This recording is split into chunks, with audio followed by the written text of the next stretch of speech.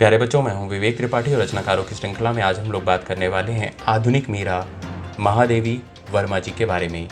तो आइए जानते हैं परीक्षा उपयोगी सभी महत्वपूर्ण तथ्य केवल 5 मिनट में। बच्चों, महादेवी वर्मा का जन्म 1907 में फर्रुखाबाद उत्तर प्रदेश में होता और आप सभी को मालूम है कि महादेवी वर्मा छायावाद के अंतर्गत आती हैं, जिसमें 4 स्तंभ माने जाते हैं, जिसमें जयशंकर प्रसाद, त्रिपाठी निराला, सुमित्रा नंदन पंत और खुद महादेवी वर्मा आती हैं। परंतु रामचंद्र शुक्ल जी का ऐसा मानना है कि छायावाद कहे जाने वाले सभी कवियों में महादेवी जी ही रहस्यवाद के भीतर आती हैं, क्योंकि उनके ही काव्यों में रहस्यवाद की विरह और वेदना, और यह वेदना किसके प्रति है? अज्ञात प्रीतम के प्रति। और क्योंकि प्रीतम अज्ञात है, इस वजह से हम इसे रहस्यवाद कहते हैं। तो आपसे प्रश्न पूछा जाएगा कि रामचंद्र शुक्ल जी ने किसे रहस्यवाद के भीतर माना है, तो आंसर है महादेवी वर्मा। और यह बहुत कम लोग जानते हैं कि महादेवी वर्मा ने चांद पत्रिका, यह एक मासिक पत्रिका थी, इसका भी संपादन किया था। और यह नारी विशेष यानी नारी के अंतर्गत जो भी विषय आते हैं उस पर बात करते हुए पत्रिका थी। इसके साथ वे एक साहित्यकार नामक पत्रिका भी संपादित करती थी, परंतु एग्जाम के लिए इम्पोर्टेंट मात्र चांद पत्रिका है, क्योंकि उस समय यह अति प्रसिद्ध पत्रिका होती थी। बढ़ते हैं आगे। महादेवी के कृत्यों के बारे में अगर बात करें तो उन्हें आधुनिक साहित्य की मीरा कहा जाता, क्योंकि जिस प्रकार से मीरा का काव्य कान्हा के प्रति वेदना से और विरह से भरा होता था, उसी प्रकार महादेवी वर्मा का रहस्यवाद के अज्ञात प्रीतम के लिए वेदना दिखाई देती। इस वजह से उन्हें वेदना की कवयित्री भी कहा जाता है। छायावाद में त्रिदेव हैं और चतुर्थ स्तंभ यानी महादेवी वर्मा को शक्ति यानी दुर्गा भी कहा जाता है। निराला ने खुद उन्हें हिंदी के विशाल मंदिर की सरस्वती की उपमा दी है। बच्चों, हम महादेवी वर्मा का जब भी नाम लेते हैं तो उन्हें छायावाद के अंतर्गत ही गिनते हैं, परंतु उन्होंने 3 ऐसी रचनाएं हैं जिसके विषय में मैं बात करूंगा, जिससे उन्होंने युग चेतना और नव जागरण को प्रतिबिंबित किया। जैसे कि हिमालय, उनका चीन के आक्रमण के प्रतिवाद में एक संपादन का कार्य था, जिसमें उन सभी कवियों की कविताओं को शामिल किया गया जो चीन के आक्रमण के विरुद्ध कविताएं लिख रहे थे। और यह आक्रमण कब हुआ था? 1962 में। दूसरा है संकल्पिता, जो उनका एक निबंध संग्रह है जो भारतीय भाषा, संस्कृति और वांग्मय को दर्शाता था। और तीसरा मोस्ट इम्पॉर्टेंट वंग दर्शन, जिसे हम लोग कभी कभी बंग दर्शन भी कहते हैं। और आपको पता होगा 1942 में एक अकाल आया था बंगाल में, और इसको लेकर के उन्होंने वंग दर्शन, जिसमें सभी कवियों की कविताओं को शामिल किया था जिन्होंने बंगाल के दर्द को दिखाया था।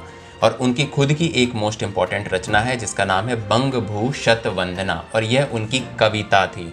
ठीक है, तो महादेवी वर्मा की कविता बंग भू शत वंदना बंगाल अकाल को दर्शाती थी। और आपसे पूछा जा सकता है कि यह कविता किसकी है, तो यह महादेवी वर्मा की है।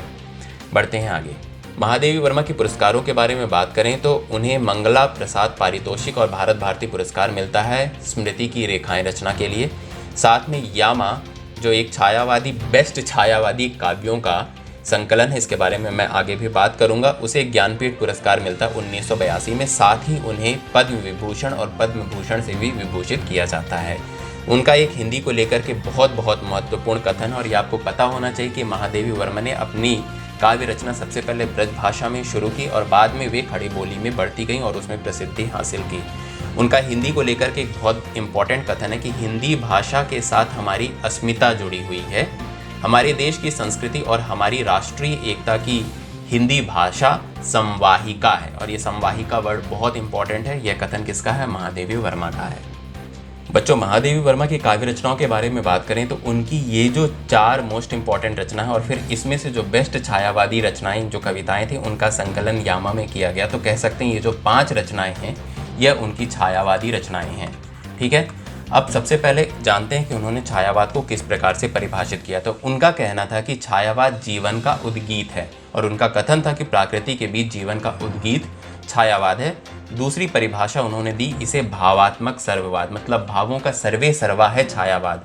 अगर आप उन भावों को लिख रहे हैं तो आप छायावादी रचना कर रहे हैं। देखते उनका कथन क्या है। उन्होंने कहा कि करुणा की छाया में सौंदर्य के माध्यम से व्यक्त होने वाला भावात्मक सर्ववाद है छायावाद।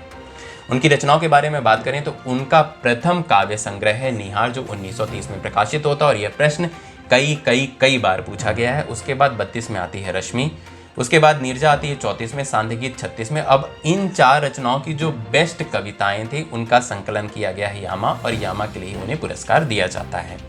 इसके बाद 42 में आती है दीपशिखा और सप्तपर्णा 1960 में, और यह एक अनूदित काव्य रचना। और यह प्रश्न नेट में पूछा गया है कि यह कौन से रचनाओं का मतलब कौन सी रचना थी जिसका अनुवाद किया गया था, तो मैं बता दूं कि वैदिक साहित्य में जो ऋग्वेद है उस ऋग्वेद के मंत्रों का इन्होंने काव्य अनुवाद किया था सप्तपर्णा के नाम से, जिसका प्रकाशन 1960 में होता है।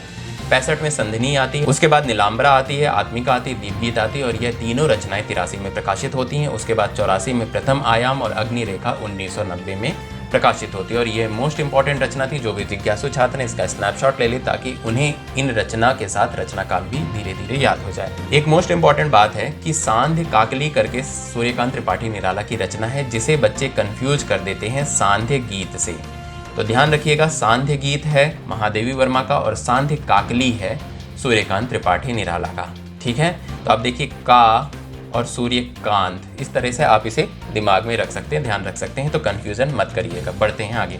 महादेवी वर्मा के कई निबंध संग्रह और कई निबंध हैं जो बहुत बहुत इंपॉर्टेंट है। जैसे कि 1942 में उनका निबंध संग्रह प्रकाशित होता है श्रृंखला की कड़ियाँ, और यह अतीव बार पूछा गया है।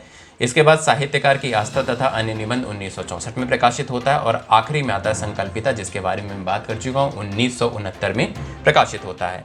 अब इनमें इन सभी निबंध संग्रह के जो मोस्ट इंपॉर्टेंट निबंध हैं, आपसे पूछा जाएगा कि यह निबंध किसने लिखा है, तो इसमें से जो जो बोल्ड मैंने किए हैं वो तो मोस्ट इंपॉर्टेंट है, वो आपको याद होने चाहिए, उसके बगैर एग्जाम देने मत जाइएगा। और उसके अलावा जो भी मोस्ट इंपॉर्टेंट निबंध है उनका संकलन एक बार देखते हैं। काव्य कला उनका एक निबंध है, छायावाद निबंध इंपॉर्टेंट है, फिर एक है युद्ध और नारी, नारीत्व का अभिशाप कई बार एग्जाम में पूछा गया है, जीने की कला भी पूछा गया है, यथार्थ और आदर्श, आधुनिक नारी मोस्ट इंपॉर्टेंट, अबला और सबला भी एक मोस्ट इंपॉर्टेंट निबंध है, स्त्री के अर्थ, स्वातंत्र्य के प्रश्न और संस्कृति का प्रश्न, हमारा देश और राष्ट्रवाद, ये इनके मोस्ट इंपॉर्टेंट निबंध थे। अब उनका कुछ ललित निबंध संग्रह है जिसके बारे में पूछा जाता है कि 4 निबंध संग्रह आपको दे दिए जाएंगे और पूछा जाएगा कि इनमें से कौन सा उनका एक ललित निबंध संग्रह है, तो वह है क्षणता। ठीक है, उसके बाद उनका भाषण है, चुने हुए भाषणों का संग्रह, और संभाषण 2 है, और इसे भी हम निबंध संग्रह में ही मानते हैं। और इसके बाद रेडियो वार्ता है, चिंतन के क्षण। उनकी अन्य विधाओं के बारे में बात करें तो उनका रेखा चित्र है, अतीत के चलचित्र, जो 1941 में प्रकाशित होता है, स्मृति की रेखाएं 1943 में प्रकाशित होता है। उनका संस्मरण है, पद के साथी, और इन्होंने अपने जितने भी अग्रज या समकालीन साहित्यकार थे, जिसमें निराला भी आते और उनकी सहेली सुभद्रा कुमारी चौहान आती, और इस तरह के जितने भी उनके अग्रज या समकालीन साहित्यकार थे उनके संस्मरण को, उनकी यादों को इसमें उकेरा, और 1956 में इसका प्रकाशन होता है। इसके बाद 1972 में मेरा परिवार है, जिसमें पशु पक्षी, अच्छा अगर आप उनके ऊपर जीवनी पढ़े हैं तो आपको पता होगा उन्हें गौ से, खरगोश से, जितने भी जानवर होते हैं उनसे बड़ा प्रेम था और उनका वे नाम रखा करती थी, और उन्हीं की याद में उन्होंने मेरा परिवार 1972 में प्रकाशित किया, और संस्मरण 1983 में आता है। अब इनका एक महत्वपूर्ण कथन है, उन्होंने कहा कि दुख मेरे जीवन का एक ऐसा काव्य, क्योंकि उनके छायावादी काव्य में विरह और वेदना बिखरा पड़ा है और बहु चर्चित भी है और बहुलक्षित भी है, मतलब आपको इन डेप्थ भी उसका लक्षणा भाव देखने को मिलेगा। तो उनसे पूछा गया कि इतना दुख उनके पास आता कहाँ है, तो उन्होंने कहा था कि दुख मेरे जीवन का एक ऐसा काव्य है जो सारे संसार को एक सूत्र में बांधने की क्षमता रखता है। और यह कथन किसका है? महादेवी वर्मा का। तो इस वीडियो को यहीं अंत करते हैं। वीडियो आपको कैसा लगा मुझे कमेंट करके ज़रूर बताएं। मिलते हैं अगले इसी तरह के अन्य रचनाकार के साथ 5 मिनट के वीडियो में। तब तक ध्यान रखें अपना। शुक्रिया।